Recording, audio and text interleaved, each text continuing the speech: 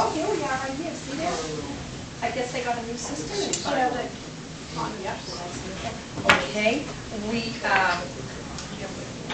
I'd like to welcome everybody to the CIP meeting for the school on December 20th, 2016, and we'll start with the Pledge of Allegiance. I pledge allegiance to the flag of the United States of America and to the republic for which it stands, one nation, under God, indivisible, with liberty and justice for all. Alrighty. Now, we don't have a quorum this evening. We're missing a few people, but we decided to just have the superintendent of schools go ahead and make her presentation so the public can see it. And maybe we can ask some questions, but we really can't make any decisions or vote on anything tonight. We'll meet again. So, Meredith, if you would like to present, that would be great. So I'm working from here, so I think I can reach to run the computer, but please stop me as we go along if there's anything you want to ask about. The existing school sites, I'm sure people are familiar with those, and the Facilities Committee has been working towards a bond vote in March of 2017 that will ideally meet the needs of both schools, be compliant with New Hampshire Department of Education standards, the Americans with Disabilities Act, and be an upgrade to the schools for 21st century learning. Also flexible, and public input has been a part of the process along the way. And just to outline that process, I've only been on board since July, but this committee started working after the JAC report was finalized in April of 2015, so a year and a half ago now. The Facilities Committee was formed by the school board in July of 2015, and they selected an architect, Banwell Architects, out of Lebanon, New Hampshire in September. And then the Joyce report was reported on last October of 2015. They chose a superintendent. The educational specifications, which are one of the most important parts, is saying what do you need programmatically for your schools. And so those were completed over the winter and the spring. The buildings were surveyed. I have copies of mechanical, electrical, and plumbing engineering reports with me as one example. All those surveys were done to the building. A wetlands expert was involved as we looked at the possibility of the site across the street. There were preliminary drawings that were shared in forums in June and July. There was a subcommittee that looked at athletic field possibilities, and then another one looking at performance space, whether or not there was a need for an auditorium. Again, the mechanical, electrical, plumbing, and engineering report that was done, and then a construction management firm, Ekman Construction, out of Bedford, New Hampshire, was selected in July, this past July. So there's been a lot along the way. As we look at the elementary school, again, there's its location, right there with that little red bubble. Some of the challenges that we're facing there, as people know, we have modular classrooms that house right now 4 fifth grade classes, as well as some support spaces and intervention areas. They're located at the back of the building, and they are detached from the main building, so from a security standpoint, not ideal, as well as they're buildings that require a great deal of maintenance and upkeep. We have significant crowding issues and limited storage in our buildings. These are the phys ed office and what is intended to be custodial storage, but again is a multi-use space for office supplies, phys ed equipment, cafeteria supplies at times. And our nurse's office, right now, I think some of you have had the opportunity to visit that space at the elementary school, but it's a very small space. I was actually in there this afternoon with a young person who wasn't feeling terribly well. If the nurse is busy working with more than one child, there's really not a private area. You wind up kind of pulling a screen across. And the area that used to be a shower space is currently used for storage there just because there is no other storage. So if we have a child who needs to be cleaned up, it's not an easy process to go through. One of the other challenges, our music room backs right up. That's a dividing wall that you can see in that top photo into the cafeteria. And so acoustically, that's a little bit challenging at times. It really wasn't built to be an acoustically soundproof wall. And we have special education instruction given, as well as other interventions given in the cafeteria because we don't have spaces for those students to work in. So at times of the day when we're not serving lunch, we have children working in small groups. And most of those children are receiving some additional support. They might be falling behind their peers in particular areas, so you can imagine that learning environment, the big echo chamber, is probably not the best place in which to receive instruction. The gymnasium is about half the size of current state standards, so it limits the type of activities that are able to be done in the gym for phys ed. The front entranceway it has had some security changes in that we now have a buzzer system, but it isn't what we would consider a secure design for an entryway by today's standards. There's a lot of glass at the front of the building. There's not a set of double doors, a locking set of double doors, and you're not sort of directed into the main office as you enter the building. You can enter the building through the front doors once you're allowed in, and you have the ability to go anywhere within inside the school if someone doesn't see you and stop you quickly. So the renovations that are being proposed to the elementary school include a new gym that meets state educational standards.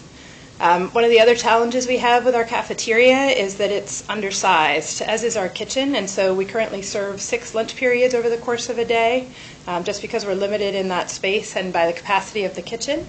And so we're proposing to both update and expand the kitchen so that students don't have to eat lunch at 10:45 in the morning or at 1:15 in the afternoon.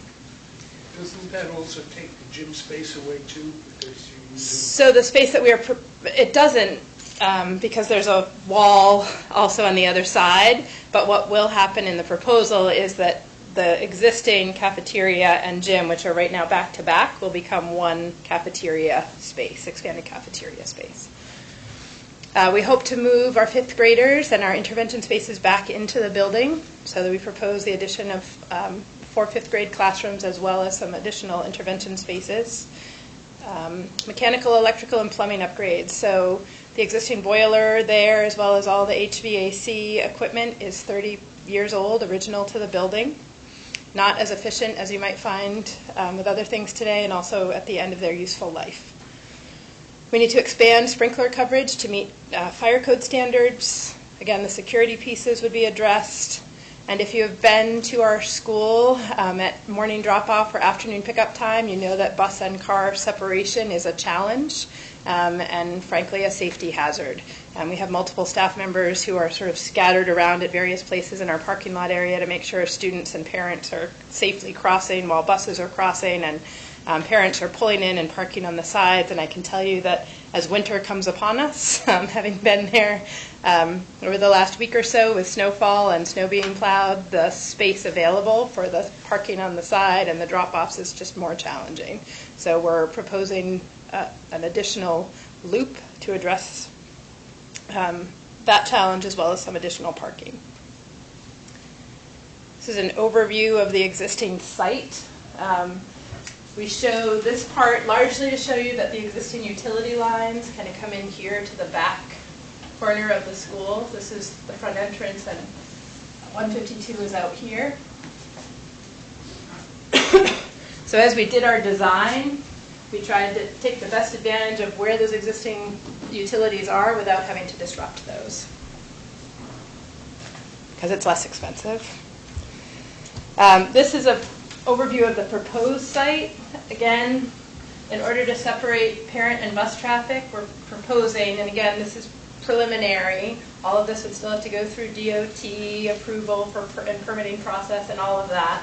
But we're proposing adding a bus loop, a separate bus loop that would come in off of 152, travel around the back of the building with a separate entrance for bus drop-off at the rear of the building. There would be a corridor that connects from back here. Buses would come around, exit out Durrell Drive. So right now you have parent cars coming in that way. We would propose for parents that they have their own entrance off of 152, coming in, looping around to drop off their children, going back out the same way.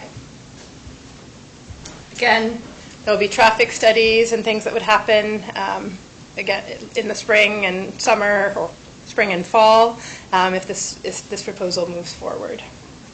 Question. Please. Who are you getting to, because we know with the pond to the right there and all that, so you have to get some DES approvals and all that. Who are you getting for that? So Tie and Bond is the civil engineering firm, sorry, that was escaping me for the moment, who's been working with us on all of those pieces. There was a preliminary meeting with the Department of Environmental Services over the summer. That was focused largely around the high school site.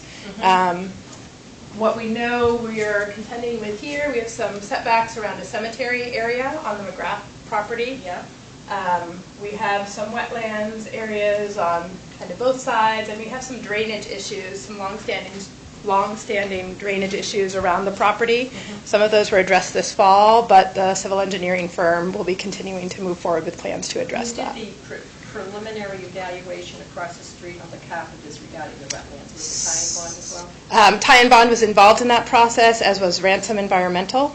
Okay. Came and did the walk of the property, and they did an additional report on McGrath property as well that was submitted to DES. The only concern I have is Yeah. if it's those same two entities that did the work on the Carpenter property, and now we're not are able to use it because of the wetlands. I'm not sure if I have much faith in them doing the preliminary on this. Say if you got an approval, and then you can't build it. So when I say preliminary, I'm talking about just this summer. And so there are lots of, I can't tell you who did the original look at the Carpenter property when it was purchased. I wasn't here at that time, and I'm sure I could look that up for you. Just writing that down. Yeah, I think it was Jim Gove. Jim Gove, maybe? Yeah. I'm mistaken. Yeah. But, I mean, I would want, in cement, what you can and cannot do there before this bond goes out. I mean, that I think would be the responsible thing to do. Yeah, I mean, as part of the final design and the final engineering, the engineering firm will identify all the permits that are That's correct. necessary. In addition to wetlands permits, there's probably going to be an alteration of terrain permit, which looks at stormwater. So that's really kind of the next phase where they identify the permits and they seek them before going forward. Correct, and that's the reason that construction isn't proposed to start until the spring of 2018. We really believe there's additional study work that needs to be done, as well as time for bidding process and all of that to move forward. So it would be a full year. Looked at the property, I think, probably back in April. Could you May. sit forward with your Yeah, Jim Gove, I think he may have done the original, and we looked at the property, and with a closer look, and that's when we found out we had about a 30% of the property was wetlands. Yeah. And we've had a whole bunch of engineers. I'm on the facilities committee as Meredith knows, and I've been through the process. Both civil engineers, we've had people for all the machinery and equipment, and we understand where the limits of the wetlands are, and encroachment on the wetlands will end up costing us money or other property. Are you talking about the Carpenter property? Or Right. Okay. And so at this Right. point, the Carpenter property is only being planned to be used for a parking lot Parking and lot. possibly sometime in the future a field, Yep, we'll not get a to that. building. The issues on wetlands have been researched reasonably thoroughly in the existing high school. I assume on the... At both. Yeah, at both. And we've talked about sewer line moves, et cetera. Right. Yeah, I'm sure she'll bring all that Sure. up as she goes along, but. Yeah, we do know I'm there's, feeling much more comfortable in the process that we've been thorough, but we're not Okay. in final process. we do So know what that we it's have been is- wet here, there's a Yeah. brook over here, so there are definitely Yeah. issues that we have contend with. Ty and Bond, I know, has been involved in looking at the elementary school property over about the past decade in one fashion or another. And again, they would go through all those approval processes and So over the course of say the once next the year. bond and it got approved. Yep. You don't get the bond until you have all the permits? You get the bond, you don't get approval to begin construction. Okay, so it'll just, okay. Yeah. All right. Yeah, once you have voter approval, you can move forward with bonding, but you can't begin any construction until you have all the permits in place. And what did the Carpenter land cost? 1.3 million for a parking lot. Well, the town contributed about 30%. Yeah, I know. Yeah, I know, open space money, yeah. Okay, all right, great. This is the existing elementary school property, so you can see the footprint of the building as it currently exists. Here are the layouts of the modulars, so again, the 4th, 5th grade classrooms and some specialized instructional spaces. And here's the proposal for the additions. So the additions are shown, you can see at the bottom, there are these two little additional areas. So here the gymnasium, this little bit of expansion to have the separate entryway for the bus drop-off, with a corridor that connects through the center of the building using, again, as Russ explained earlier, what was the cafeteria and gym, become one larger cafeteria space. Some of that also gets picked up to expand the kitchen. And we add a service delivery space in back here as well as some additional storage. Over here, we're adding the 4th, 5th grade classrooms, as well as an additional pre-K classroom. And we're adding this little pocket here, which includes what's referred to as a flex classroom. Probably will be used as a STEM lab when it's not needed as an additional classroom space, but it serves us in those years when we have a bubble class of an additional 20 students or so where we need to form an extra classroom. And right now we have those in 5th grade and 3rd grade. We have 5 5th grades, 5 3rd grades, and that happens periodically here. So we anticipate using that as additional instructional space. These become intervention spaces for reading and math instruction as well as special education. Just a schematic of what the exterior of the building would look like. Again, this is showing the rear entrance where the bus drop-off would be with a little overhang. Any other questions about the elementary school at the moment? Okay. So the junior, senior high school, we've already entered into that conversation, so we'll continue. Again, we have a challenge, a security concern with the main entrance. Right now the main entrance, as people may know, is around the side here. But the office is located in the front of the building, and you have to kind of go around the corner through a corridor in order to get there. We also have our service entrance for food delivery, as well as our freezer outside here and our dumpster access, right sort of in that main traffic flow area. So not ideal to have service trucks kind of backing up to unload equipment at the same time that you've got people coming and going on a regular basis. If you've been in our building, you know that it can be pretty tight at transition times in particular when people are moving through the hallways. They're older hallways that weren't built at a time when some of the existing codes were in place, and they are tight. Limited storage, again, we're storing wherever we can. So that's the music room, the general music room with a music class in place. And you can see that there's equipment sort of stored around in there, and we also use things like our showers to store some of our athletic equipment because there just isn't other adequate space available. The top photo, you can see our industrial technology lab. Trust me, you get a much better feel for it inside the space, but it is very tight space with a classroom full of children working with power tools. Our teacher is excellent, and she does a great job of monitoring safety and limiting activity, but it is really not appropriately sized for safety standards today. And many of our middle school classrooms are also below state standards for square footage. We have a similar problem with the kitchen at the junior, senior high school in that it is too small. You can see that the freezer is outside, so staff go outside through these doors over here around the back in order to gain access to the freezer to bring things in and out. Again, not ideal, and the wear and tear of the freezer, certainly being exposed to the elements, is more significant than it would be if it were housed inside the building, as most are today. This is our boiler room. We've used the term vintage to describe what you see when you visit that space. It doesn't meet the building itself that houses our boiler plant, doesn't meet current code. It would be torn down, has to be torn down in order to build a room that support that effort. I call the meeting to order and invite everyone to stand for the Pledge of Allegiance. Ask Julia to lead us. I pledge allegiance to the flag of the United States of America and to the republic for which it stands, one nation, under God, indivisible, with liberty and justice for all. When electrical engineers came in to review all the equipment in both schools, I think there were only 2 out of about 30 or 40 things that they said had been put in the last 5 to 10 years. And everything else was in the 20 to 40 year range. And the good news was it was still marginally working, but regardless of what happens on warrant article or and even in the future, all that equipment needs to be replaced. It's been kept up incredibly well to this point, but is starting to fail. So there's a series of improvements, which is That why would we're be speaking the CIP, that would be necessary if, for some reason, the warrant article failed. Yeah. Right. And that, the cost of a new furnace is in that. Cost of a new furnace, but as well as a new boiler room, because we can't Okay. simply replace the furnace because no one can install one because the room doesn't meet code. Okay. And there's not room for a backup. And you've got a Correct. separate price for that for CIP, I would need be. Okay, great.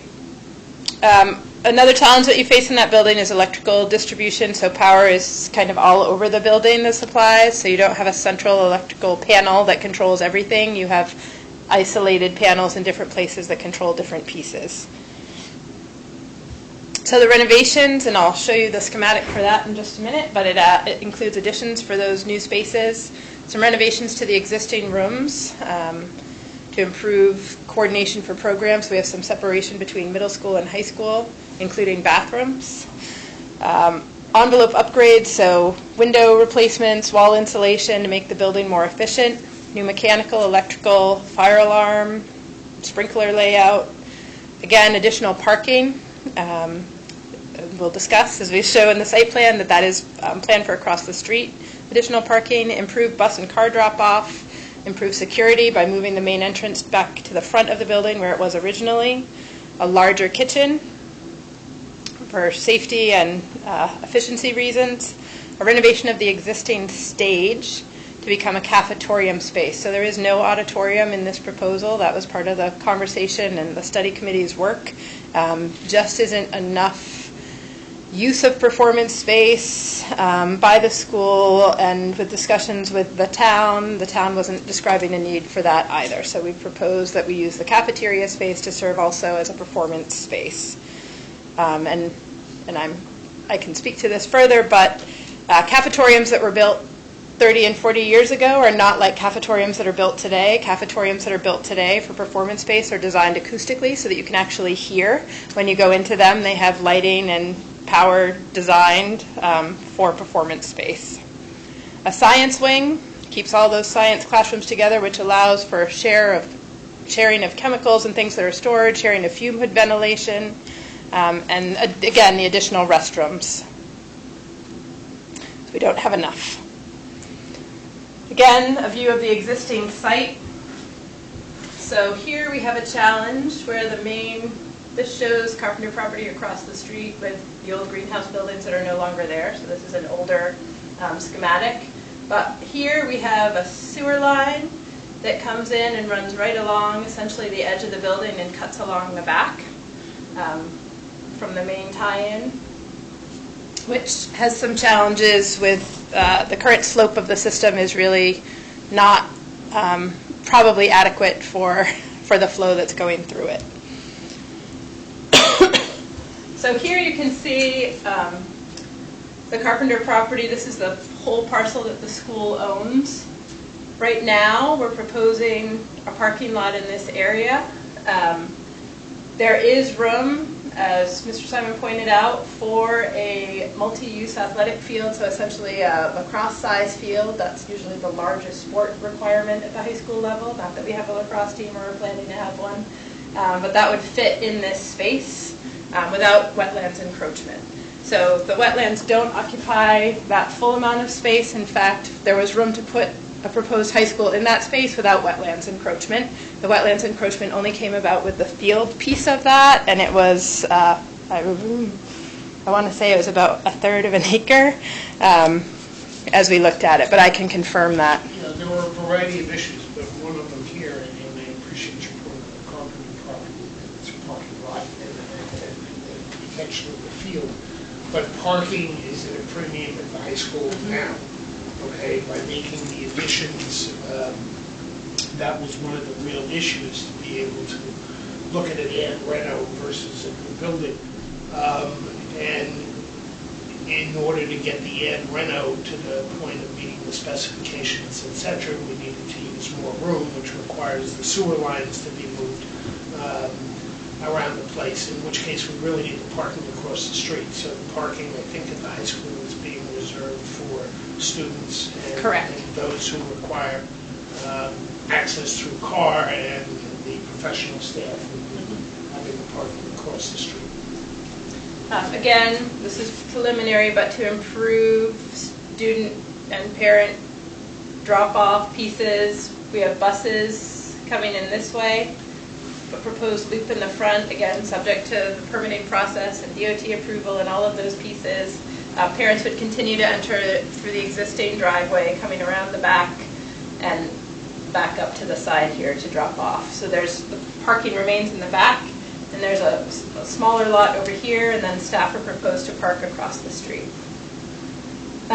You can see in the darker areas, those are the proposed additions. So the site itself is tight, and in order to accommodate the parking and not build new, we had to expand the parking to across the street.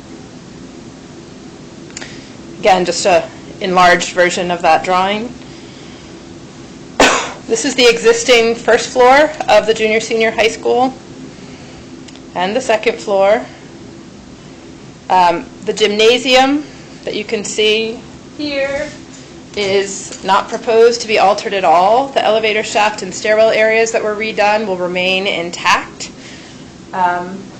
You can see, again, the additions kind of wrapping the edge of the building, which was the best way to design them without disrupting some of those pieces. And again, the facilities committee looked at several options, and again, this was both sort of programmatically the best as well as the most cost-efficient proposal. Plus the new floor from the flooding we have in the gymnasium as well. That is going to be well preserved. So additional space, again, this is first floor, so you can see that middle school is kind of consolidated in one area. We're adding art back, which is currently housed across the street. That will come back into the building. These are art spaces for middle and high school art. Again, a flex classroom, which allows for bubble classrooms if we need an additional 6th, 7th, or 8th grade class. We have that as an additional space, so it's located sort of centrally in the building and serve as a bubble for any. Music spaces, right now our music educators share one classroom. So it stores all the instruments, it has the risers for chorus, it's not really functional space. So again, you see sort of a breakout here of 2 spaces to serve the program. Over here, this part of the building, you can see that we've got a science classroom on the lower floor that's next to that expanded technology, industrial technology classroom. So the classroom space for that, as well as an expanded laboratory, an enlarged kitchen. This becomes the stage, so we're using the existing stage, expanding that to make it the cafetorium. Mechanical service and storage over here, so this is where our boiler plant will be. And then a team room and athletic storage, PE storage, sort of back here in the corner. Back up a minute to the parking across the street, and this is something I noticed last night when I was driving back to my zoning board meeting. It's very dark in front of the high school at night, and with people crossing the street and parking over there, you can barely see people crossing. There are a few jaywalkers, I won't mention names or anything, but I do hope that there's some enhancements to the lighting. Yeah, there's certainly... There'll be better visibility for the pedestrians, and I think you also mentioned that that's going to be used for staff parking as well as visitors, so it's not... Yeah, it's staff parking. It's not intended to be visitor parking, although I'm sure it will be for events, but it's not visitor parking during the school day. But yes, obviously, right now it's not a parking lot, but people park there because it's cloud. There is an existing crosswalk where the art building is that has lights and flashing lights and a sidewalk. We can't control how adults use that on their own time, but during the day, students and staff will certainly be accessing the crosswalk, which is shown here. Again, there will be lighting in both those areas, and again, because this is becoming a bus loop near the main entrance, there'll be additional lighting there as well. DOT and the state, I think, are going to be involved in figuring out whether there needs to be 2 crosswalks or one, and how it needs to be lit. It's not prepared, but from a strategic basis, we dealt with a lot of issues on the committee, one of which is we didn't want to have students, if we could avoid it, trafficking back during the day, back and forth across the street. So either of the solutions, either building new, which turned out to be significantly more expensive than the ad rental, that's why the ad rental is proposed. Both of the solutions provide for only, possible parking or field use being on the other side of the street, so there wouldn't be that student traffic. Right. Except once or twice a day. And DOT has to, I don't understand half these things, and a lot of the other people on the committee do. The committee was very versatile in their backgrounds. But curb stops and how the buses come in and all that traffic pattern has to be improved with the lighting, et cetera. Right. So that'll be taken into account. Thank you. Yeah, you're welcome. Great questions. Again, second floor, so high school classrooms covering, this is essentially the existing main part of the building that you can see from the road. Here we have, again, that proposed science wing, so you see the shared space between the classrooms here. Again, a few middle school classrooms upstairs, as well as special education support areas for middle school and high school. And in the center, I didn't point that out in the, That's all. well, maybe, there we go. Apparently I'm shocking to the television today. Just a point of information. Sure. When students, is there any restriction on student parking?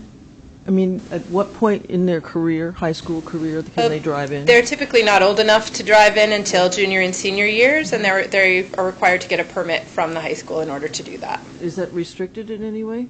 I mean, like, They have to be students in good standing. They have to have parental permission. well, I meant as far as A limit. a limit. Yeah, we don't have unlimited parking spaces available, but we haven't had a demand that has exceeded availability. So juniors and seniors can bring their car. They can. Again, How many do you allocate for that group? I would have to double check on that. I don't know that off the top of my head. There were 67 graduates last, so 67. They don't all drive cars to school I and know, park. but, you know. Yeah. Yeah. So, That gives you an idea. yeah. Might have to update. Yeah, in the drawing, it shows that we are proposing 90 spaces on the school side. Some of that would be for staff and some for students. And across the street, we're proposing an additional 90 parking spaces for staff.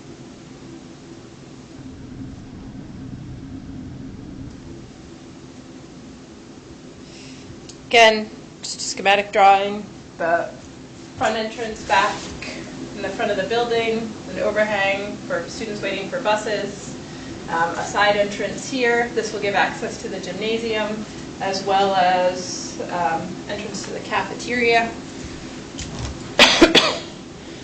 So I'll skip through this part pretty quickly, but this kind of lays out what the construction process would look like, because it's not all going to be done quickly. It will take some time.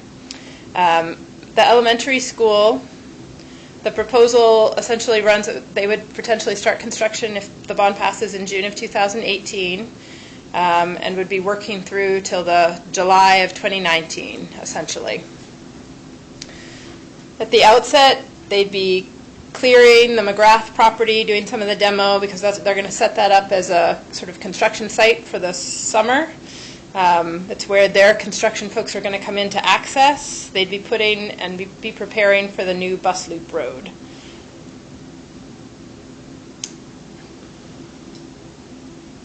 I don't know if my connection is bad. Doesn't seem to be. Looks like we're just losing the TV here. So if you have your slides, I guess I could try to figure out which one we're on here. This doesn't come back.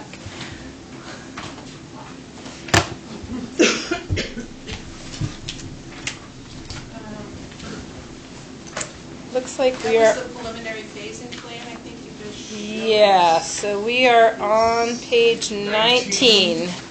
And I actually just flipped you to page 20. Summary of costs, is it? Not quite yet. So we're still, I'll just walk through the phasing fairly quickly, but I know our TV may be dying over here. All right. What's going on again? Okay, so we would, again, pave that bus loop road. There's some additional parking that would get added, again, that front parking. Extend the utilities, we would need to. Okay, so we would need to move the portable classrooms during the construction phase from where they are over here, so they're out of the way, in order to put on the additions. Again, the additions are put sort of in those corners to avoid disrupting the utilities and take advantage of where they are. But for that construction year, we need to move our portables. And I'd have to say also that Meredith is racing through, and which I think is Okay. great to get this out.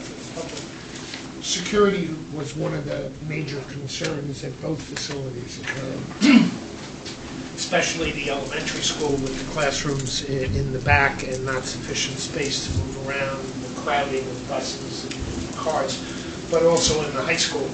And that was one of the major concerns we had when we were put together the plans here, was that the entranceways were controlled, the egresses to the high school and the junior and elementary school were controlled, as well as have the connections made to the police station emergency services and fire. So I'm not going to touch this, but I'll stand slightly back. So again, they're proposing that they have installed that bus loop, so this would be the pathway for construction traffic during that year. And you can see these kind of shaded lines here representing where there would be fencing to separate the construction zone from where students have access. Again, some more work that would be going on during that summer. They would put up the foundations for the additions in the rear of the building, renovate the main office and nurse's office area ideally, and then that's where they're showing those spaces, and then work on the additions essentially from that fall to the following summer to finish those so that we'd be ready to occupy the following September. There you go. Again, finishing up with sort of landscaping and finishes to the site. The junior senior high school, again, for permitting reasons and to allow time for that process, it's not feasible to break ground in April of this year.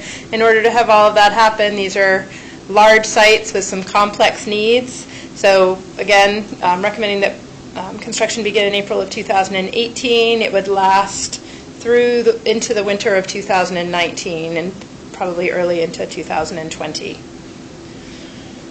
Again, one of the first things would be prep that additional parking area across the street at the Carpenter area so that there's room for parking while the construction is happening around the perimeter of the building. And one of the other things they want to get on quickly is building the new boiler room addition. They'd like to get that sort of ready for operational use as close to the heating season as possible. Again, a lot of site work to do here. They have to relocate the sewer line, which is, a relatively involved process. It's digging a trench that's a couple feet deep to put that in. Again, putting the new drop-off loop in the front so that buses are also have that access maintained. The site prep and foundations in that first summer. The shell of the boiler room and getting those connections ready to go. There would be a temporary boiler trailer brought in to get us through that first heating season because we're not convinced that we'd be ready, have everything ready in time for that first winter, and we don't want to have to close school. And frankly, a temporary boiler trailer is what would happen if our boiler failed today. We can't fix it, so that's what we would need to do.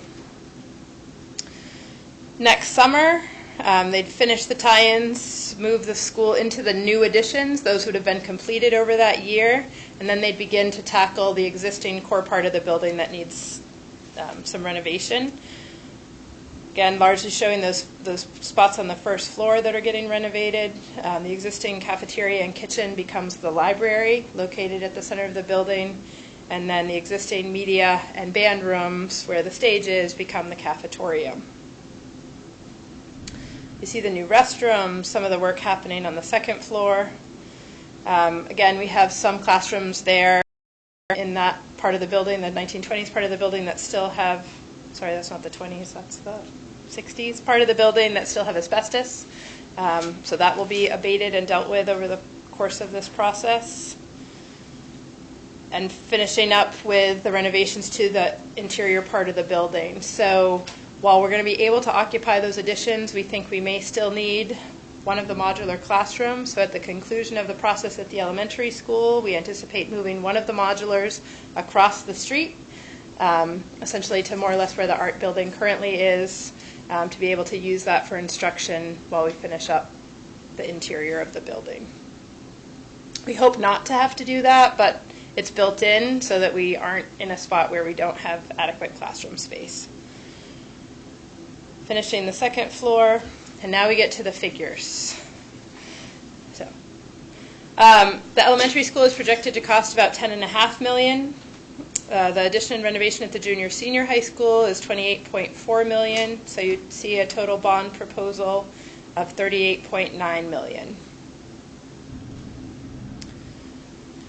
At the elementary school, about $1.5 million of that is on the site work, so the parking, the drainage, the bus loop pieces, in order to address safety, as well as firming up the areas where those additions are going to be in terms of where the foundations will be laid.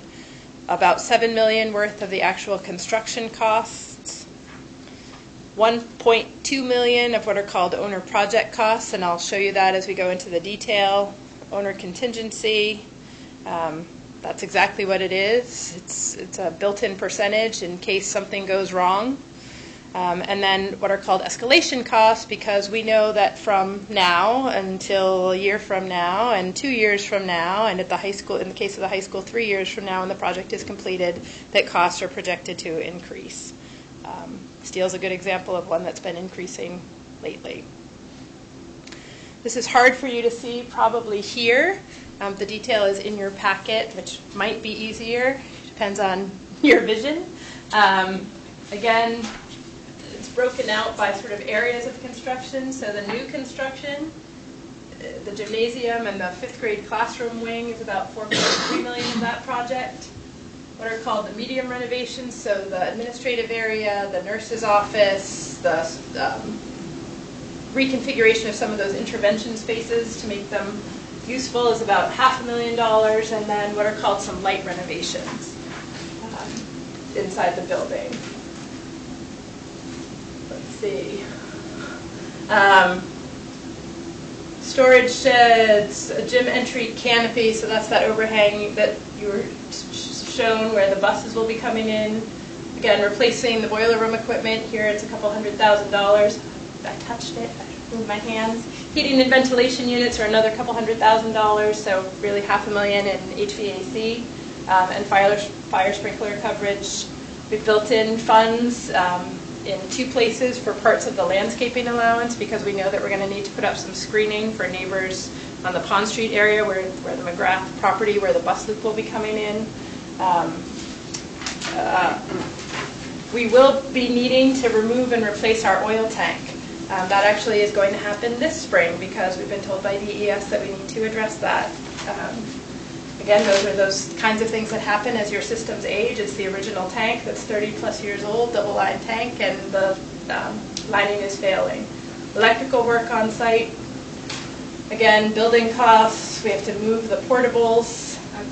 Question, are you going to be able to, if this passes, are you going to be able to utilize the tank and you're going to replace it? That's the exact plan. I don't want to do this twice. Okay. And the engineer who has done the original designs will be in touch with the engineer who's laying out the American tank, who's doing that work. So if you want me to go over any of these in more detail, please let me know. There are also what are called, these are the owner costs that we spoke of, that $1.3 million, a little under. Furnishings, so we have to outfit some of these classrooms and instructional spaces that are being built. The nurse's office needs cots, for example. Some shelving, we're going to have some storage space. It's not terribly useful if you don't install some shelving within that. Again, a set aside for some of the landscaping that we need to address. You'll see $50,000 for technology, And 10,000 for telephone, I'm skipping down, I should stand back, I can see it better. Security as well built in there. So those costs, we know that we'll get some E-rate monies back on. So we have calculated that savings and reduced the bond cost by the amount that we anticipate getting back from the federal government for those technology services and telephone services. Again, the movement of the portable classrooms to move those. The school has to do that? Yes. And what's it, you don't have an estimate for that? The portables? Yeah. So on the next page, on the next slide, to move those portables is $150,000, much to my dismay. And what do they cost? Well, we're paying about $58,000 a year over 5 years. So How many? well, we have two. One is already paid for. We're paying for the second one. So what's total cost for one unit? $300,000 Yeah. essentially. And that, this is the elementary, right? Yeah. So we're moving both for $150,000. I don't know if you want to buy So it's two new surplus ones, though. Is there surplus value? Potentially. We're not sure. I mean, we bought one of the ones that was at the school that was condemned and removed, that was replaced a couple of years ago, was bought used. So there are markets to resell those. And again, we're hoping to get their full use out of them. We'd be on our own with that, finding another school or some Correct. other place that would take it, or even another community group even. So it's a total, so basically for the two units we have now, the two portables, it's a total of $300,000 once they're free and clear, that we know of. Well, we paid about $600,000 probably to purchase them, right? Well, each one was $300,000 to purchase. Each one was $300,000. Wouldn't that $600,000 been better put towards a CIP plan of some type to put a permanent addition onto the elementary school? I mean, that's throwing good money after bad or bad after good, whatever. Well, you're going back a decade in time, unfortunately, so I mean, I just don't want to see the same. That decision time. Yeah, you folks that had time. nothing to do with it, That but was- you know what it is? It's 300,000 here, 600,000 here, and people just get so frustrated. I know I understand. You're lucky I'm gray already, or I'd be turning gray in front of you. Well, it just shows doing Yeah, but Penny wise, pound foolish. look at the progress we've made in the fact we had a school participating in the Yes, CIP and how process, much which progress didn't you've happen made. until 2 years ago. Well, and that Which could wasn't. explain why they didn't do this 10 years ago. Yeah, so I mean, I don't know who was. Well, this- it just shows, doing the patchwork, it's costly. Oh, piece. Yeah, it cost a heck of a lot more. Yeah, another quick question. Sure. Did the, finish your presentation. Okay. I'll ask you after. Okay. Because I have a ton of questions. So again, you can see the cost built in, under soft cost, you can see the cost built in for things like permitting, the bond, additional engineering fees. We have fees that we pay for the architectural, mechanical, and structural engineering pieces, and that's probably about it on that page. The junior, senior high school, again, about $2.7 million in site costs to update things there. $21 million of the proposed expense is the construction costs. About $3 million in those owner project costs, which include those insurances and permitting and fees that we pay. Again, about $1 million contingency there based on the scope of the project, and escalation costs totaling almost $700,000. And to your point, that's another good example of how costs go up every year, that things are deferred. And go ahead. Your engineers, was the rec department in the elementary school both built by the same contractor? I have no idea. I don't know the answer to that. And when was the elementary school built? 1985, 86? And I think for some reason, I think both those buildings were built up by the same construction. And you were earlier talking about foundation, you had to shore up the Well, where we're putting additions on, you want to make sure your additions, foundation yeah. is solid. Have the engineers checked the elementary school to see if any portion of that is sinking? That is part of the engineering study. It's not their opinion that there is any sinking. There's not any settling that's caused foundational cracks that have been observed at this point, but certainly in order to do any new construction, they're going to continue to look at that. I know there was some concerns years back around some issues there, and I don't believe that there's any evidence that his situation has worsened. How aggressive are they being in looking into that? Well, you can't uplift the building, but No, they can do no, soil borings, and they can do structural engineering assessments, and that's part of their work. All right. Okay, and you can't put a second floor in that school either, right?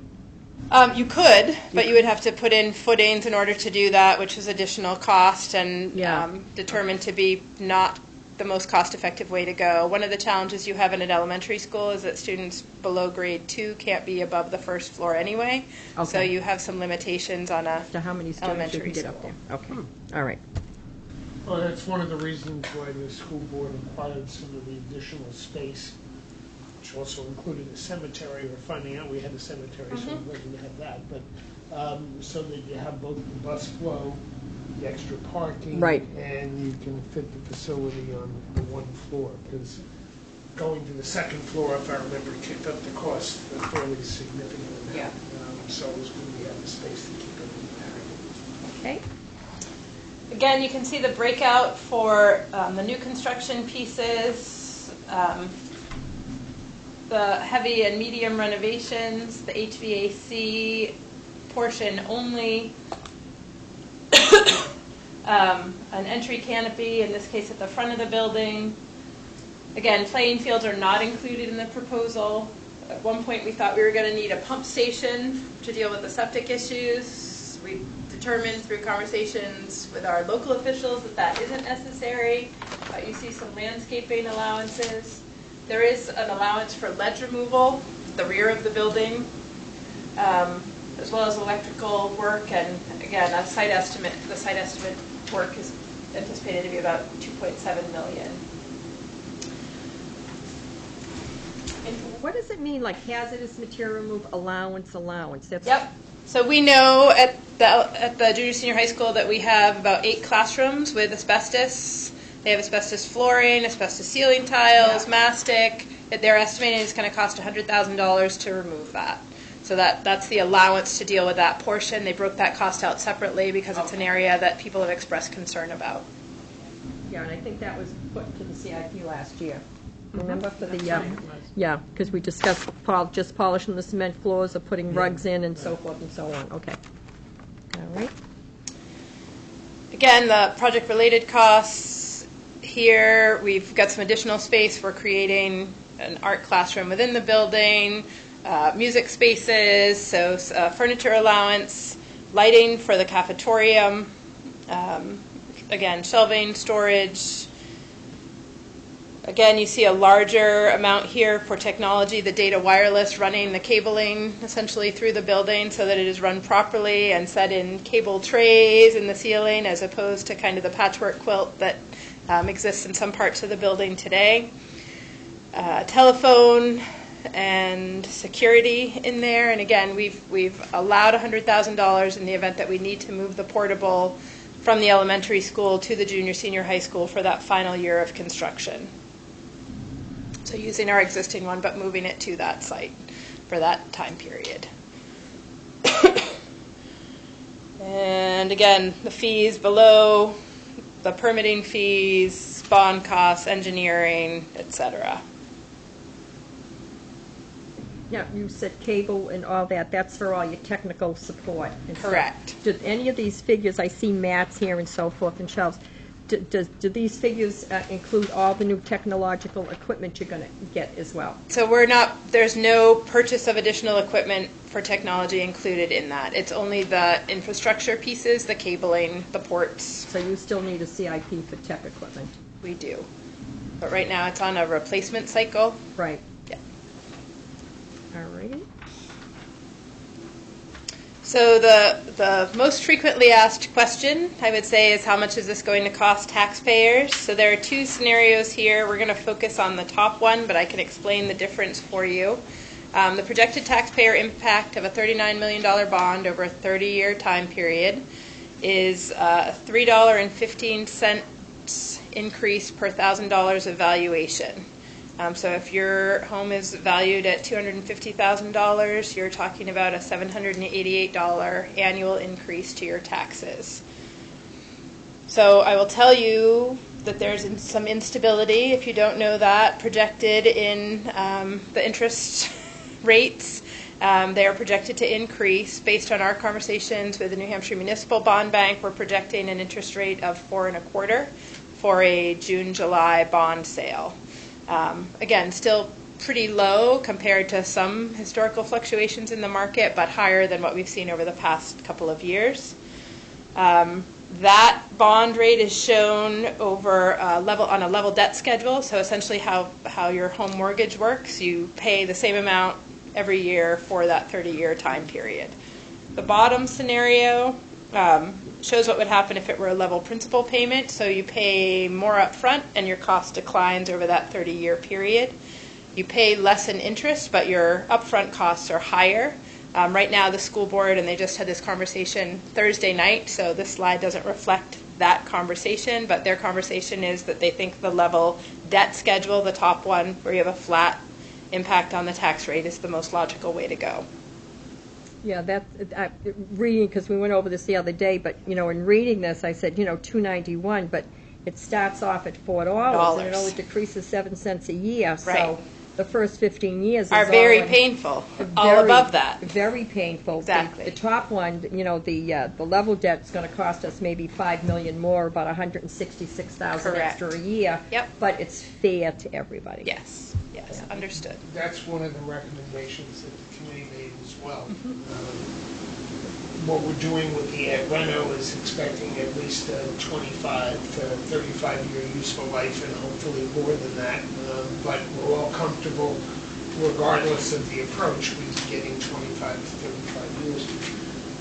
That it was important to recognize, due to changing population, etc., that this should be paid for by those people using, both living in Newmarket over that 30-year period. So ending up spreading the cost evenly over that length of time, rather than front-ending it or doing everything to shorten the bond term.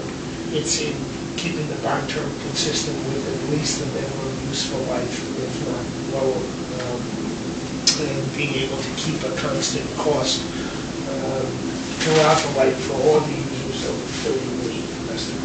Yeah, so just to be back, so what did you say the school board did the other night? They made the decision to recommend a level debt schedule, so that top scenario, a $3.15 a year, projected $3.15 per year tax impact. It was really $4. No, that's the it's bottom one. $3.15, The and top actually, one is level, that's and actually the $3.15. first year, because of the timing of the bond sales, because the bond market, the bond bank sells its bonds in June and July. In the first year, you pay, during the first fiscal year, you pay only the interest payment. So the first year would be about $1.33. Is that the right number? Yeah. And then the second year and the remaining years would be the $3.15. But we're showing the $3.15 because that's really the long-term piece of the cost.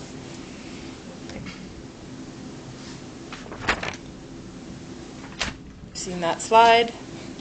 Again, just quickly, upcoming meetings. The bond and budget hearing is scheduled for January 12th, deliberative session on February 4th, and voting day March 14th. And there are 3 additional informational sessions about the bond listed here: January 7th, 26th, and February 15th. Different times of day, different days of the week, to try to allow the most number of people to be able to attend. There is a website that has tons of additional detailed information if you are interested, and I could probably take you right there. We'll see.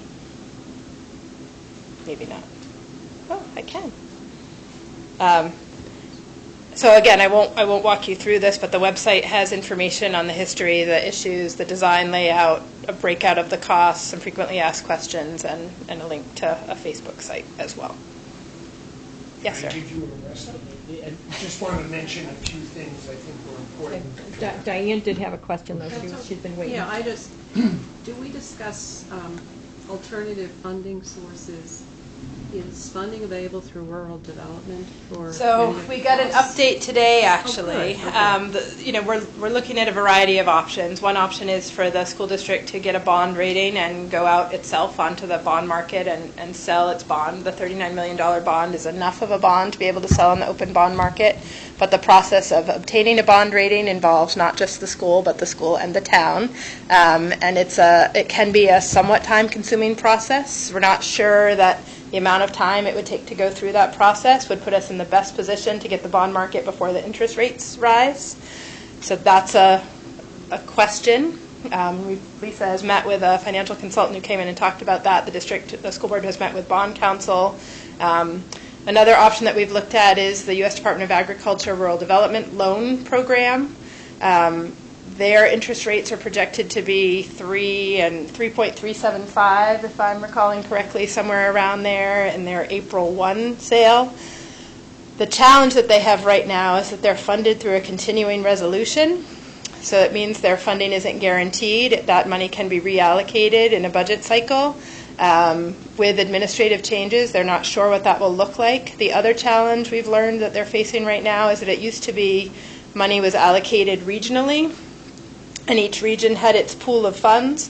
Right now, all of those funds are consolidated at the federal level, and they're saying that the anticipated applications are much larger than the pool. So whether or not we would be a viable candidate for that is a big question mark. The other challenge is that they fund, based on our community demographics, they would fund only about 55% of the total project. So we would need to fund the other 45% through another source. Again, the New Hampshire Municipal Bond Bank would be one such option, but all of those pieces are currently in play. We're trying to research what are the best options, what are the least expensive options for financing a bond, where are we going to get the best interest rates, what's the most stability for us, and they're all moving pieces right now. Thank you. On the financial side, a couple other things that there's some hope, but I wouldn't want to say it's anything guaranteed, as the school board is going back to try to recover from the state through a separate fund some of the fire and life safety stuff that was done. So I don't know what the moving target, I don't think we got a final answer, but I thought somewhere between 700,000 and $1.5 million we would be seeking to perhaps get reimbursed for some of the prior fire and life safety. Getting that right. So if I were a betting woman, I would say it's about nil. Again, And who would you apply to that for? we applied to the State Department of Education, but it would mean that money for that is being reallocated from somewhere else within the operating budget, the state's operating budget. And I don't see that as a likely scenario, and I don't see building aid likely being reinstated, but it is possible. And one of the benefits of the U.S. Department of Agricultural Loan Program is that you can finance over a 30-year term. There's no prepayment penalty if you pay it back early. That's not true typically if you're financing on the open market. You pay a higher interest rate if you want the clause that lets you prepay. With the municipal bond bank, because your bond is essentially aggregated with other bonds, they handle it for a variety of municipalities, so you don't have that option with them either. But if we got money back and could prepay, what a great opportunity and or a way to build your reserves or return money to taxpayers, certainly, Yeah, to defray the cost. My point in bringing it up was, I think from a process point of view, being part of the facilities committee this time around, it's certainly been more transparent, it's been open, it's been a large group of diverse people who've looked at this. Meredith has come from a town who has gone through consolidation of sharing resources from the school board and the town together, which is one of the reasons we were delighted for other reasons to have Meredith join the town. So there's been a good dialogue between the town and Meredith and Steve on a regular basis. I'm bringing these up only saying they have been talked about. I don't have much hope that New Hampshire will start to fund the schools again. That's been an issue there, but if it is, we're hoping this is the worst case, and if we get some funding back for fire and life safety, or if somewhere 3 to 5 years from now, there's going to start to fund some of the educational pool, we can always take that money, which we may not be able to prepay the bond, but it will reduce the cost over time by having some of that money end up paying back the bond and not going to the taxpayers. So from that sense, I think the process has been much more open and inclusive across the town of the people there. And any question, including going forward, if anybody's forgotten anything or anybody has a question, there's an open door. Sort of the last one, you guys can correct me if I'm wrong, though we would all like the number to be lower. I will make comment that the $39 million takes care of both schools in town. There's not another project that is not being talked about where the last time this was up for review, it only covered the junior, senior high school at a $45 million number. And that was reduced from 52, I think, just so they can get under the lending limit in the town. So from a comparative basis. Well, there's $45 million in, couple-year-old terms as well, right? Right. So we're talking 5 years out, Right. a cost So of 29. We're talking $39 million for 2 schools and getting them both into shape for the next 25 to 50 years as best as we can forecast versus the prior, which was 45 million. And I would say to your point too, Roseanne, not just getting them in shape, but keeping them in shape. That's really the important piece to, this to us, ideally this bond passes because it addresses a lot of things, I think, in the most cost-effective way for the town as a whole. But it also is the start of every year having a CIP that's maintaining things over 30 years, that we are replacing classroom furniture that has typically a 15-year useful life every 15 years, doing a couple a year so that we aren't paying for 15 at one shot, being really thoughtful and deliberate about our spending, because that is the best way to preserve your resources and set those funds aside, as I think the town has begun to do. That's a very good lead-in to So just to this. Lisa Ambrosio is our new business administrator on the school side, and as of, I think, just a couple of weeks ago, she will be, in March, becoming the finance director for the town as well. So she'll be doing both roles moving forward. Yeah. We're finally getting a few of the efficiency committee recommendations from several years ago moving forward. So we'll see how that all goes here. So one of the things new to me is how you all look at the CIP, and I was thinking and hearing maybe differently that this is perhaps even a working group to see how we are going to fund some of these things. We have a proposal here that has put a number of needed items into the one fiscal year, 18-19. And from there, if this bond doesn't pass, how are we going to approach all these needed items? So a lot of them have been put into this one fiscal year here. And what I've also done is gone out to the right to say, hey, if the warrant doesn't pass, we're going to still need these significant items to be completed, and I've put them into one bond. And perhaps that isn't how, when we balance the needs of the school with the town, how it's really going to happen. In other words, what's in here is what's needed, is prioritized if the warrant article doesn't pass. Fallback plan. Yeah. And you said you put it all. But it's in the fiscal year 18-19. Okay.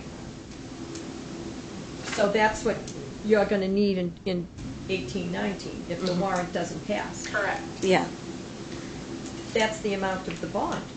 exactly. And We can't tell you that how it would be financed. Sorry, I should come back Yeah, up here with because her. I'm We just can't tell you trying to how it say- would be financed. if the warrant article doesn't pass, The needs don't change. the Right. needs don't change, but Yep. what happens is you have to prioritize the most important needs. And this is Agreed. basically isn't prioritized, just saying we want it all in 2018-19. Yes, and what I'm saying is, are we to do that as a team, or you want the school to say what the priority would be? And I thought part of it would have to be balancing between what's happening in the town, what's happening in the school, because all these things will still be needed. You know what I'm Right, saying? but like we said, the main thing here is prioritize, and because Right. if it didn't, there's no way for us to get any of that money if the warrant article doesn't pass this year. I doubt if it's going to pass then, so it's just, Well, I that's, think it's but- unrealistic to present something, to anticipate something like that happening. But I don't necessarily disagree with that. But I think the message is it could all be prioritized, and that's an exercise the board and the community would need to go through if this bond passes. We can tell you what the total cost to do all of this work that needs to be done, whether it gets broken out in 6 bonds over the next 6 years to address it $5 million or $7 million at a time, or $8 million as it would be at a time. I don't know the answer to that, but we have significant issues, structural issues, space issues, parking issues, safety issues that will need to be addressed. And we know what the cost of those is in today's dollars. That cost is going to continue to increase. And right now, I can't say to you, well, we could do just the building security. I mean, that's a conversation I think that would need to be had if this bond fails, and I suspect the board would need to be engaged in deep dialogue with that. I expect we'd be coming back to you, mapping out a plan for how to do that. But we know it's going to be a $40 million. so we've spent a lot of energy on the facilities and what's needed, and this is what's needed, and that's the message. And now, where do we I go? think there's a couple things, and if I'm reading this right, tell me, but just so we all, Next year. yeah, just so we all understand, I think everything with the exception of window replacement is included in the warrant article. So if the warrant article passes, the only thing that's been presented in here that's outside being covered by the warrant article would be the continued replacement of windows.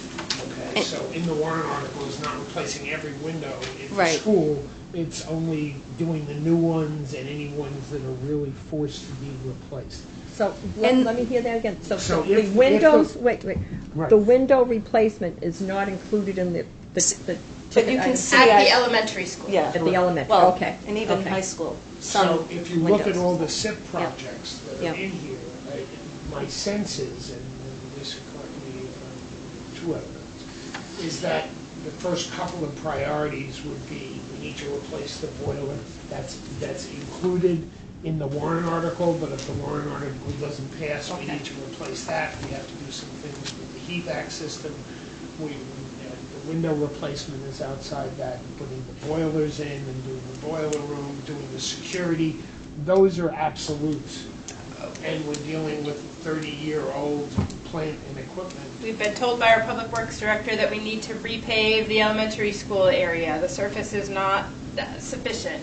I mean, there are a number of things. Fire safety road, perimeter. So what I personally say at this point is I think it's a progressive try.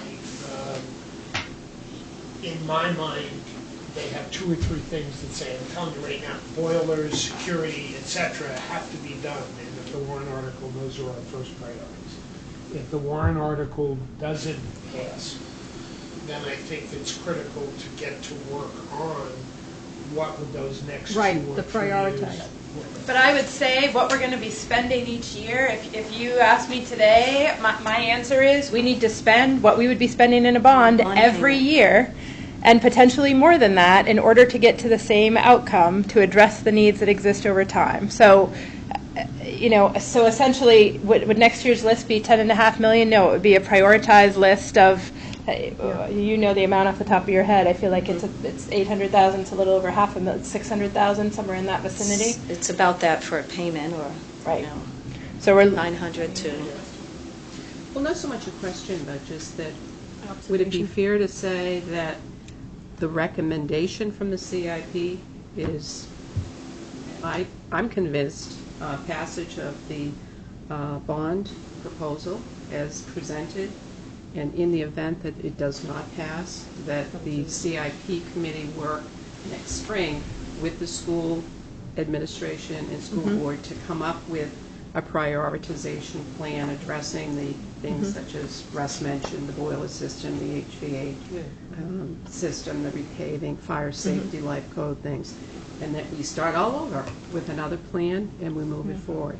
Yeah, because, Does that make sense? It's And- kind of and a I would say- contingency plan. Yeah, and I would say sooner than next spring, probably. It's probably a process that would begin, Oh, yes. over the summer and fall, because we would need your committee's input into mapping out what Oh, I that don't might think look like. We're talking if this bond doesn't. No, I We're understand. not going to know that till March. Correct. Starting in March, then we Spring. can develop this. Exactly. And then my. Does that make cons- sense? Yeah, it does. And then my concern would be too, the architects, would they be able to give you some type of a work sheet to let you know how to do these prioritized items so that we're not like doing Right. the modulars and then having to throw away $600,000. So that's and the you haven't got working challenge, more. right? In order, if you don't sort of fund it in one lump area where there are some efficiencies, right? You're paying the engineers to do things one time as opposed to this section and this section and that section where you're going to pay multiple times for those things. You're paying for financing one time as opposed to potentially multiple times. I mean, there are a variety of those things. I think they could give us a list, but their question is going to be, well, how much are you going to spend every year? And if our answer has to be, It would be little projects, not Well, little, it would be how much you're going to spend. I mean, if you need a boiler, you need a boiler. And- Correct. School would So- fund by warrant article. Exactly, we The way can't, this works, and they don't know, because Oh, yes, it's taken and the- us years to figure this out in town sometimes, is the town side of the equation funds their CIP through their operating budget. Yeah. Okay, they don't float a new warrant article. We advise them, they pick it. We say, gee, we think you need this much to contribute to your CIP fund. They make a decision of.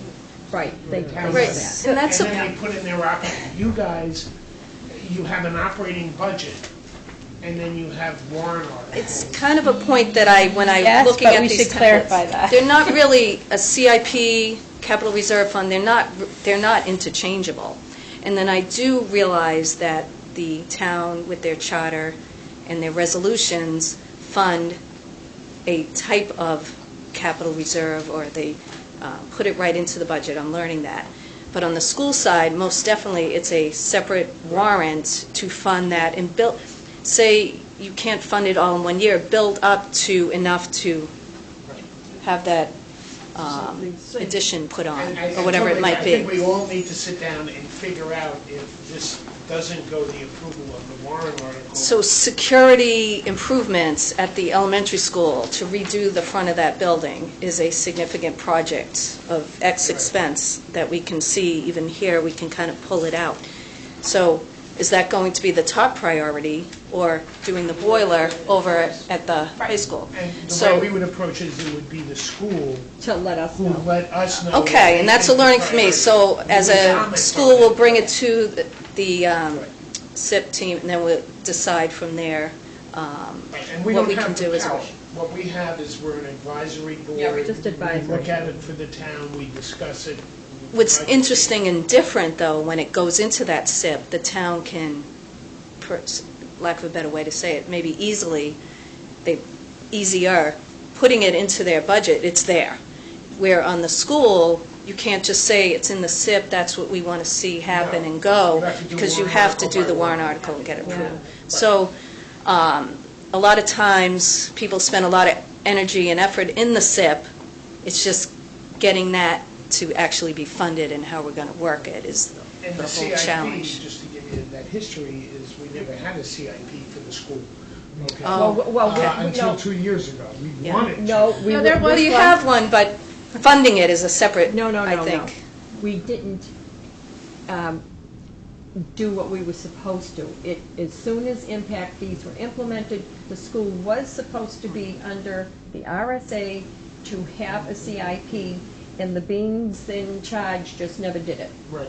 And we finally brought it into compliance with the RSA. Okay. And that's, the town owes hardly any money because they've had the CIP. They put money aside it. and they have it. well, and I would say the school department also had a CIP. I've seen the work Sue Caswell did back when she was here. I've seen that CIP. I've looked at one from 2009-10. The school department had one also. The money didn't get approved to go into it. And that's the But the you're challenge. looking for an approval by a warrant article each time for it. Yes. That's how it's got to be. And that's what I'm saying, the funding and getting that. So having a plan and carrying out the plan. No, we totally agree, and I think we're on a good track here.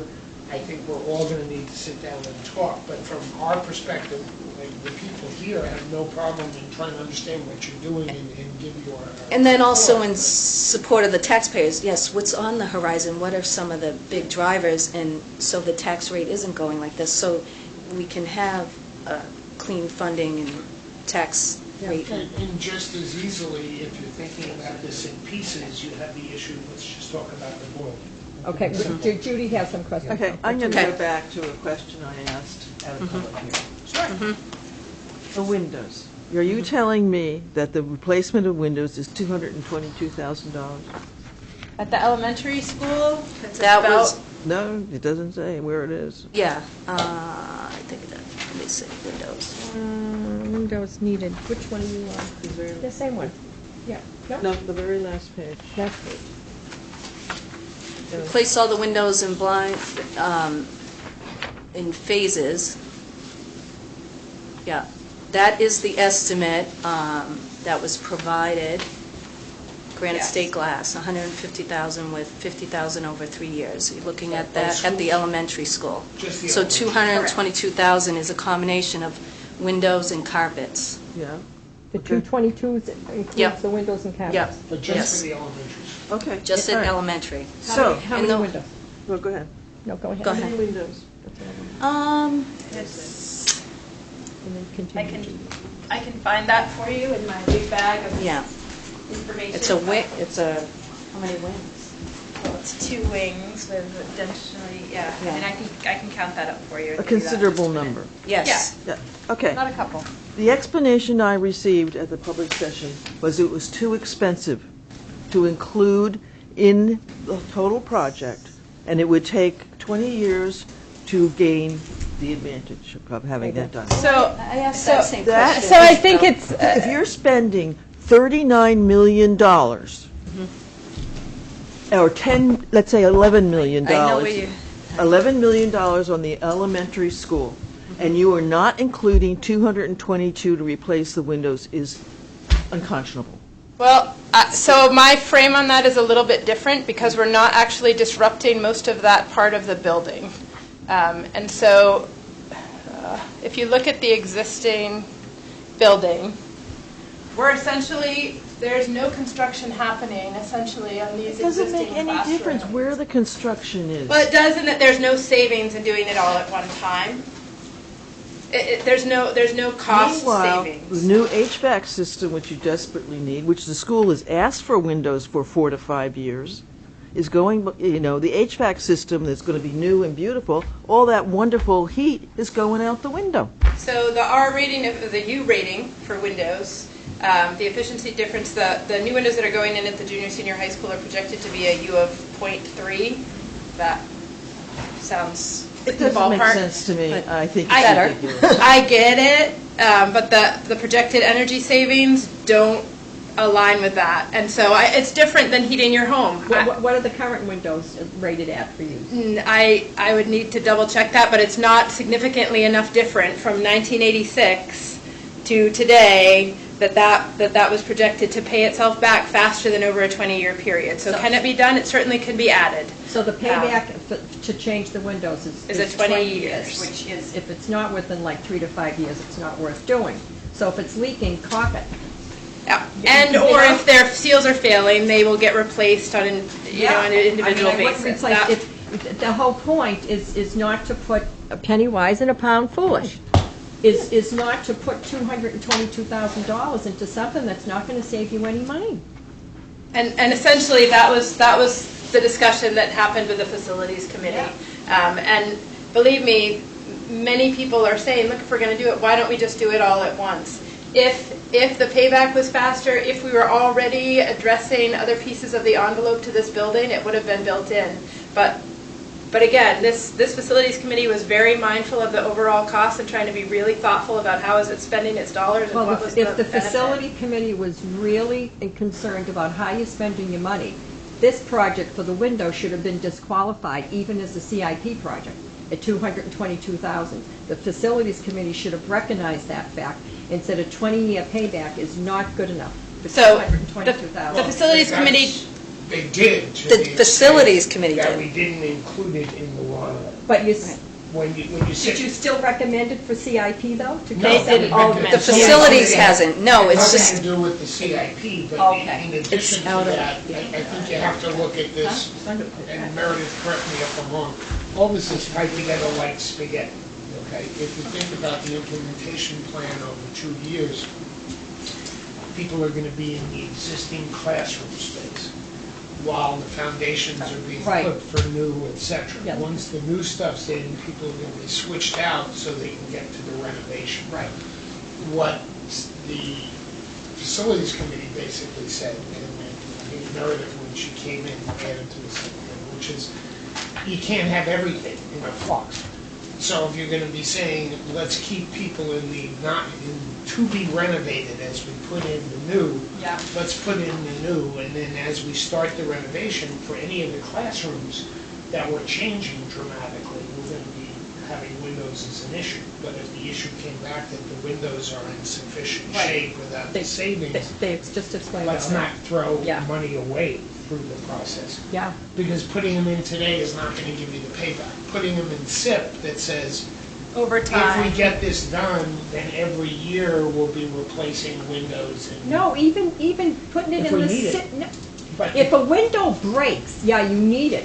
But if there's no Right. payback for 20 years, you don't need the new window, period. Agreed. so then that's the SIP decision that it will not be part of it. It's proposed outside of all that, but then you could look at it and say, we no longer want it on the forecast or the horizon. No. And it's that's not the a- message. it's- I saw it in there and it hadn't been being done, but I also knew it still needed to be done, perhaps, there were decision makers before my time that said, Yeah. that's something on the horizon. In theory, a lot of maintenance was put off over the last 6 or 7 years in the hopes that prior warrant articles would be approved. When they weren't, things just got older and. So then we have to figure out what is that critical point when those windows really should be replaced? You know, Right, when the whether it point, should- when the whether it point, should whatever be- return is no Until they come up with the good. super window that's gonna change the payback time, they're gonna stay there, yeah, higher rating. And Yeah, I would suggest right. it's an interesting point, but this one, we're all gonna have to face, I think, in a lot more detail, should the warrant article. I think Rosie's point is, should this really be a part of SIP anyway? If the Right, payback understood. is. There's no payback, so it's. And not until this moment, hearing, oh, they were put in the 80s, so that's your answer. They were put in, if they were put in maybe the 70s, they didn't have the same kind of rating. And, But she you know, just said, as far as, she was told that even the new windows, they would. Right, because- 20-year payback. They're not that much better than the 80s, is what I'm hearing. Yeah, right. So, but I could have probably, if they were, from the 60s, then maybe we'd be having a different Which conversation. is why the windows at the junior, senior high school are being replaced as part of the envelope upgrades. Yeah. Because most of that part of the building, there is a significant difference. Okay, so you have a better payback. Correct. At the junior, senior high Yes. school. Okay. Judy, do So you have that any would be- Diane? Okay, I have a few quick, just a few, just a couple of quick questions. Please. What's the student enrollment been like? Has that been fluctuating, going up and down, or is it going down? What's the demographic? Not significantly. We are at about 1,069, Yes, somewhere that around sounds there. Students as of October 1, which is the official state count. Our NESDEC projections came back in November. NESDEC is the New England School Development Education Council or something along those lines. They do annual enrollment projections. We actually looked back at the 2010 projections, and they've been updated every year. The projections on one side were a little higher than what our averages were. On the other, they were a little lower than what our averages were. We've been pretty flat, actually. Okay, We but saw when slight you combine increases, the- but we're projecting slight increases moving forward, but probably, 50 or so students over the next 10 years. Now, that's even with the demographics of New Hampshire becoming a gray community. It is, It because the seacoast area is still one of the more developing areas and the more densely populated areas, and it's based on a study. They analyze birth rates, they look at housing sales, housing permits. Even the fact that you're holding your own right now while everyone's declining, I mean, that is a trend that is not the same, so. I think we took this into account and spent a lot of time on facilities. Okay. And where we came to is putting just these pieces together, because this may make sense to you Yeah. to us.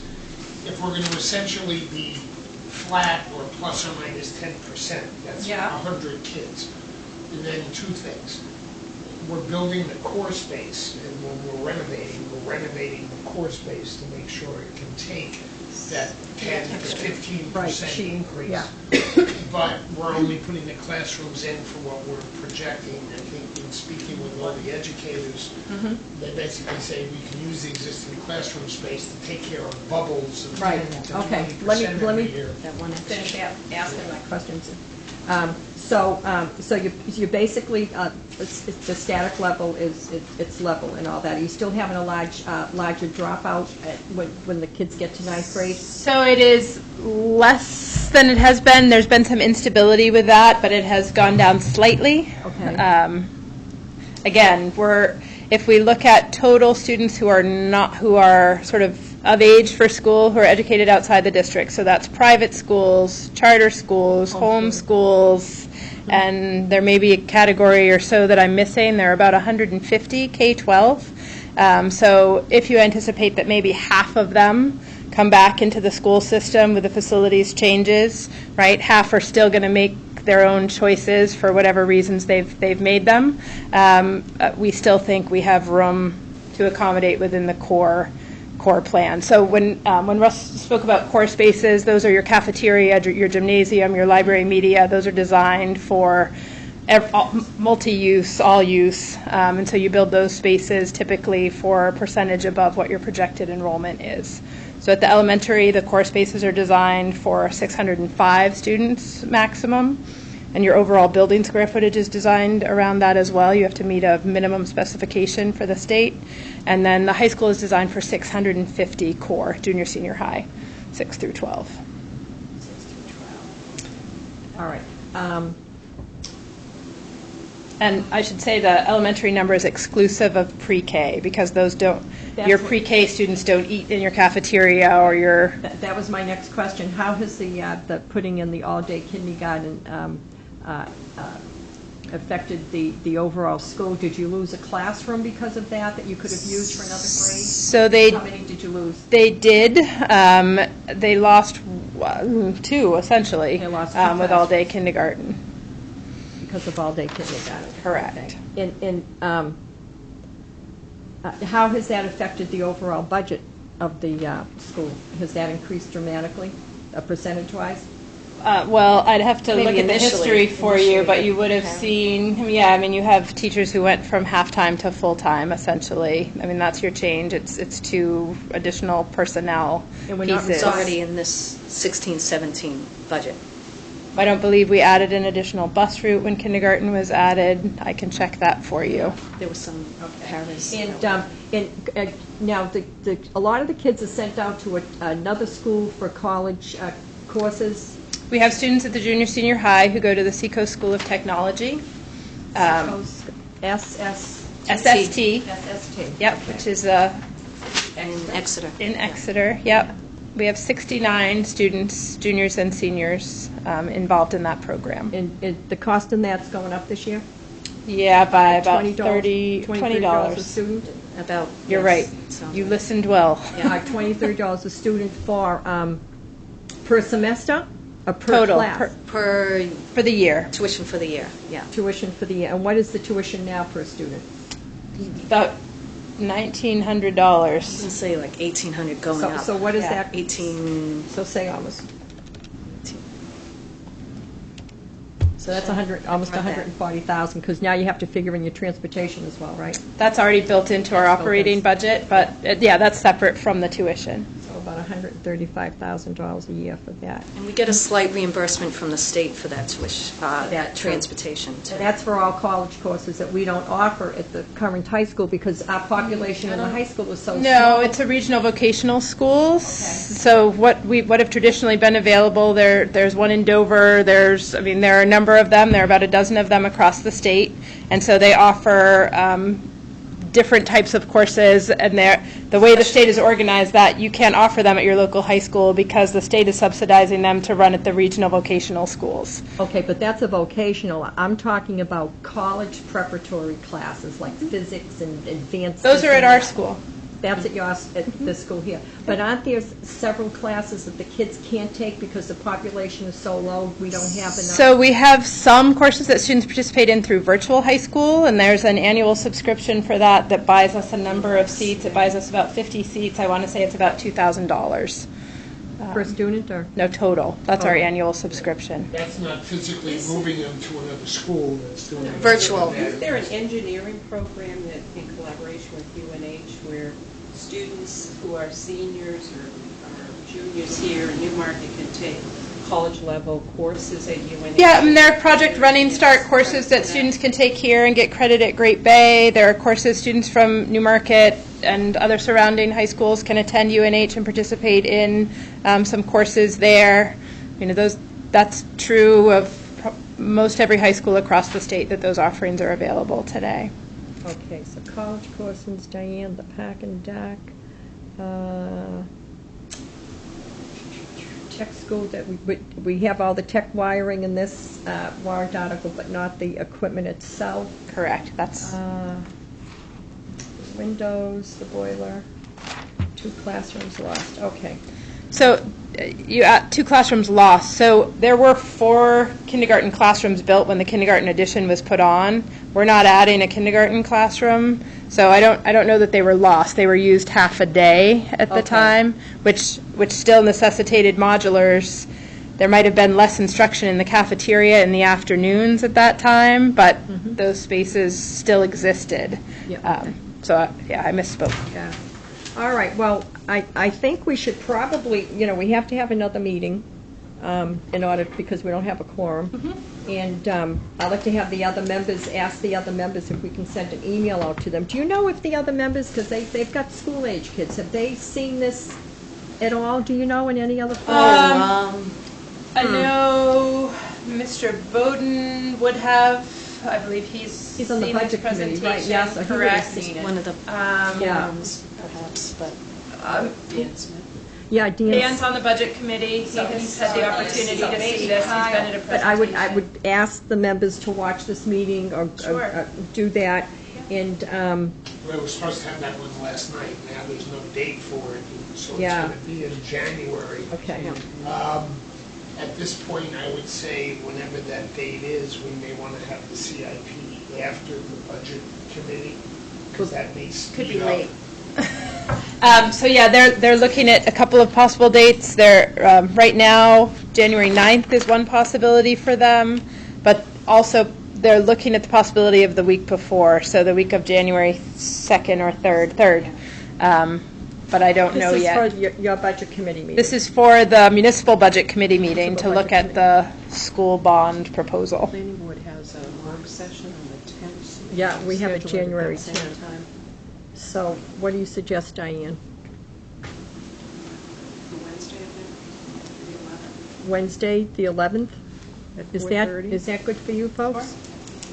Wednesday, It's likely. the 11th at 4:30? Do we have a deadline with It's the online. school CIP? We do have a timeline that Steve Fournier gave me.